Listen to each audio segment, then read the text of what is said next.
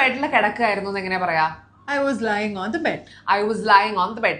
ഞാൻ എന്റെ കുട്ടിയെ ബെഡിൽ കിടത്തിന്ന് എങ്ങനെ പറയാ?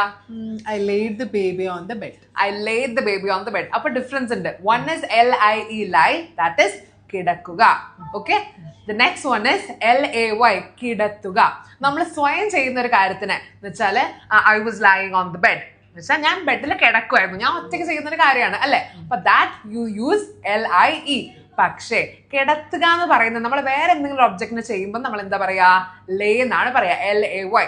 ഞാൻ പ്ലേറ്റ് ടേബിളിന് മേലെ നിരത്തി എങ്ങനെ പറയാ? I laid the plates on the table. I laid the baby on the bed.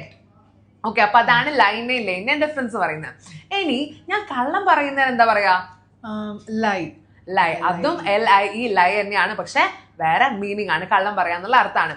So നീ കള്ളം പറയാണോ എന്ന് എങ്ങനെ ചോദിക്കാ? Did you lie? That is നീ കള്ളം പറഞ്ഞോ? Did you lie? നീ കള്ളം പറയാണോ എന്ന് എങ്ങനെ ചോദിക്കാ? Are you lying? LYING. Are you lying എന്ന് ചോദിക്കും. അപ്പൊ ലൈ, ലേ, ലൈ മൂന്ന് വേർഡ്സ് ആണ്.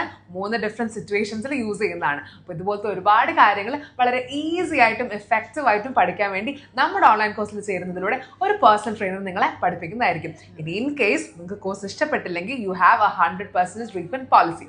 സോ താഴെ കാണുന്ന ലിങ്കിൽ ക്ലിക്ക് ചെയ്യുക. ഇപ്പൊ തന്നെ ഇംഗ്ലീഷ് ഹൗസിൽ ജോയിൻ ചെയ്യാം.